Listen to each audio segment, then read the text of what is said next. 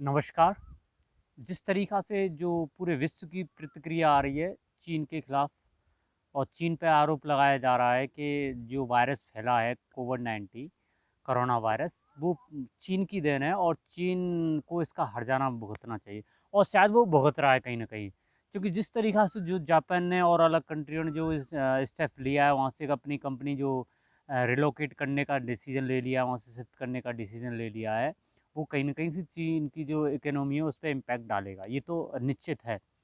लेकिन पूरे विश्व की प्रतिक्रिया को न देखते हुए मैं अपने देश की बात करूँगा और हमारा देश इस समय पर क्या ऐसे स्टेप ले सकता है, क्या ऐसे काम कर सकता है जो अपनी किस्मत है वो चमका सकता है। ये जो मौका आया है हमारे देश में वो शायद पहले कभी आए। तो मैं उसी को लेकर एक सिलसिलेवार तरीके से आपसे बात करना चाहूँगा। जिस तरीक़ा से जो नितिन गडकरी इनका जो ट्वीट आया है, हमारे केंद्रीय मंत्री हैं और उन्होंने देखो किस तरीक़ा से उन्होंने अपनी ट्वीट में एक बात की गई कि I feel that we should think on that, we will concentrate on it. We will open the Indian scenario for that, we will give the clearance and everything to them and attract foreign investment. तो मतलब आप समझ गए होंगे कि ये जो मौका है इस टाइम वो इंडिया को जो इंडिया का जो सिनेरियो है, जो बिज़नेस स्टूडेंट हैं, बाहर जो पढ़ने जाते हैं या बिज़नेस कर रहे हैं, उनके लिए बहुत अच्छा मौका है अपने देश में अच्छा बिज़नेस स्टार्ट करने का। जहाँ पर अमेरिका हो या जर्मनी हो या जापान हो, कोई भी हो, माइक्रोसॉफ्ट, गूगल सारे कंपनियाँ वहाँ से रिलोकेट करने का उन्होंने फ़ैसला ले लिया है और चाइना से कहीं न कहीं कंपनियाँ बाहर जा रही हैं। तो इस प्रकार के जो स्टेप पूरा विश्व ले रहा है, भारत के पास ऐसा क्या मौका है कि भारत इस जगह पर अपना जो है किस्मत चमका सकता है और जो हर न्यूज़ में हर व्हाट्सएप पे आप देखते हैं कि एक हेडलाइन आती है कि मोदी ने बजाया भारत का डंका विश्व में। तो ये कहीं न कहीं अब एक सही तरीक़ा से और एक ट्रू तथ्यों के साथ चीज़ें साबित हो सकती हैं। तो इंडिया को वो क्या स्टेप लेने चाहिए, क्या करना चाहिए? तो अभी जो कि हाल-फिलहाल का जो कि अभी एक और ट्वीट है जो कि शेषाद्री का है, जो कि बीजेपी के हैं नेता ही हैं, बहुत बड़े नेता हैं महाराष्ट्र में और ये ऑर्गेनाइज़र के संस्थापक ही रहे हैं बहुत बड़े और आरएसएस से जुड़े थे। आरएसएस में इनको अच्छी पहचान मानी जाती है। तो उनका भी एक ट्वीट मैं आपको पढ़ के सुना देता हूँ। तो अपने ट्वीट में लिखा है शास्त्री जी ने शेषाद्रीचारी ने कि as per A study bye Nomura group on 56 companies shifting a production out of China, only 3 relocate to India, while 26 went to Vietnam and 8 to Thailand. Why? Bureaucracy, politics, lethargy, uh, and atrophy. Are we serious about easy of doing business and make in India?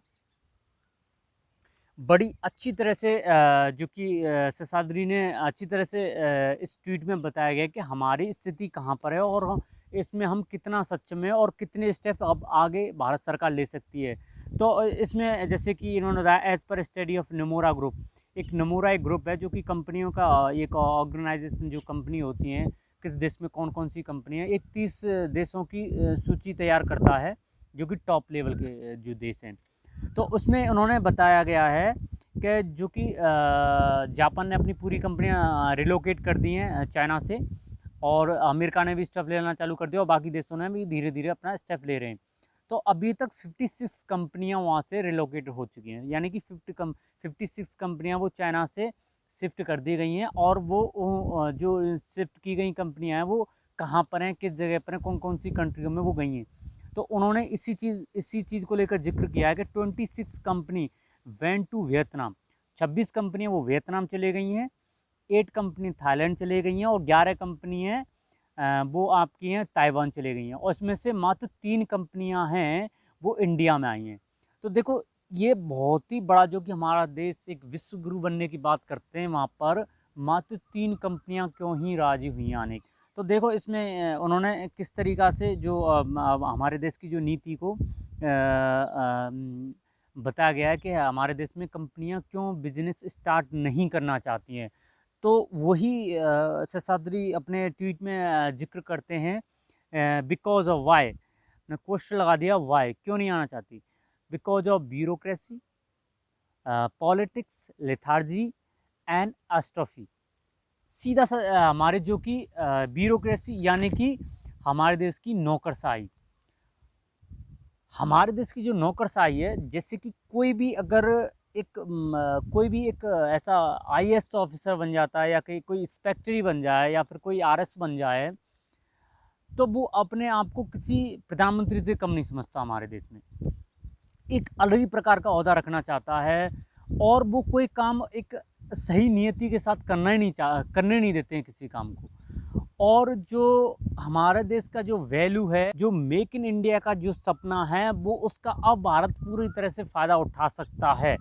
उसमें क्या चीज़ें रहेंगी, किस तरीक़ा से भारत को उसमें invest करना है, क्या भारत को अपनी रणनीति अपनानी है, तो वो हमारी केंद्र सरकार उस पर स्टेप लेगी। प्रधानमंत्री जी उस पर एक ऐसा स्टेप लें ताकि जो इस टाइम जो चाइना से जितनी भी कंपनी जाएँ, वो ज़्यादा से ज़्यादा इंडिया की तरफ आएँ और इंडिया का जो विस्तार हो, इंडिया की जो अनएम्प्लॉयमेंट रेट हो वो घटे और इंडिया में बिजनेस आए। ये सबसे बड़ा मौका है इंडिया के पास में किस्मत चमकाने का। मुझे नहीं लगता है कि इसके बाद में ऐसा कोई मौका आएगा इंडिया में। वो इसी पे डिपेंड करता है कि हम कितने अपनी जो ईमानदारी है, हमारी जो हॉनेस्टी है, वो दूसरों के प्रति हम कितनी दिखाते हैं। तो सबसे बड़ा जो क्वेश्चन जो उठाया गया है वो ब्यूरोक्रेसी, नौकरशाही है, वो बहुत ही ख़राब है। अपने पूरे एक जैसे बोलते हैं ना कि किसी चीज़ को लेकर बहुत ही तरीके से हम सोचने पे विचार नहीं करते हैं। कोई बिजनेस कर रहा है उस पर हम ध्यान नहीं देते हैं और अपनी अपनी चलाते रहते हैं। दूसरे में उन्होंने बताया कि पॉलिटिक्स, राजनीति हमारी कहीं भी इस लायक नहीं ठहरती है कि हम अपने बड़े बड़े देशों की कंपनी हमारे देश में आएँ। साथियों, एक मुझे इसी जो राजनीति जिस प्रकार से वो बता रहे हैं कि बिजनेस करने के लिए हमारे देश में नौकरशाही है, राजनीति है और सुस्ती, लेथार्जी, जो कि हमारे इंडिया में बहुत ही सुस्ती है। बड़ा अजीब प्रकार का है। किसी चीज़ को कोई चीज़ काम होने जा रही हो तो हम उसको बहुत ही इतना ईजी ले लेते हैं उसको कि सालों, 1.5 साल, 2 साल, 3 साल उसको वो चलता ही रहता है, काम वो चालू नहीं होता। सुस्ती हमारे देश में बहुत ज़्यादा फैली हुई है। और एस्ट्रोफी मतलब जो कभी इस्तेमाल में न की हुई हो, मतलब जो चीज़ हमने इस्तेमाल में नहीं की तो उसकी हम कभी भी चर्चा करते नहीं हैं, तो वो चीज़ हम उसे पूरी तरह से खारिज कर देते हैं।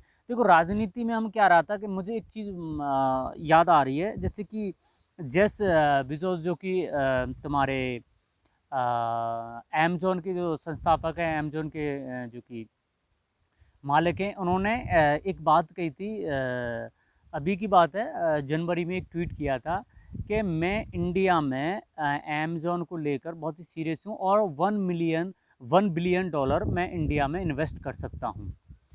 पर देखो बट लगाया था। देखो तो इसमें पीयूष गोयल जी जो कि हमारे बहुत ही बड़े एक ऐसे केंद्रीय मंत्री हैं जो कि बहुत ही पढ़े लिखे माने जाते हैं, तो उनका देखिए समझदारी का किस प्रकार से वो फिर उनका रिप्लाई देते हैं कि ये आप हमारे लिए $1 बिलियन जो दे रहे हैं वो कोई हम पे एहसान नहीं कर रहे हैं। जी हाँ, वो एहसान ही कर रहे हैं। यदि हमारे देश में कोई इन्वेस्ट करने की बात कर रहा है तो वो हमारे देश के लिए एहसान ही कर रहा है। साथियों, हमारे देश के लिए एहसान क्यों कर रहा है कि हमारे देश में कोई भी कंपनी इन्वेस्ट करेगी तो हमारे देश के जो युवा हैं उनके लिए एक जॉब की अपॉर्चुनिटी बढ़ेगी, बेरोज़गारी कम होगी। हमारे जहाँ की अनएम्प्लॉय रेट है वो आप देखते ही आ रहे हैं पिछले 6-7 सालों में किस तरीक़ा से अपने न्यूनतम स्तर पर है वो। तो कहीं न कहीं इस प्रकार के जो बयान हैं, जो राजनीति जो इस प्रकार के मैं बयान कभी भी एक्सपेक्ट नहीं करता पीयूष गोयल जी के द्वारा, जिस प्रकार से उन्होंने जो अपने वाक्य कहे थे। तो हमें इस चीज़ को लेकर सीरियस नहीं है तो कंपनी हमारे देश में क्यों आना चाहेगी?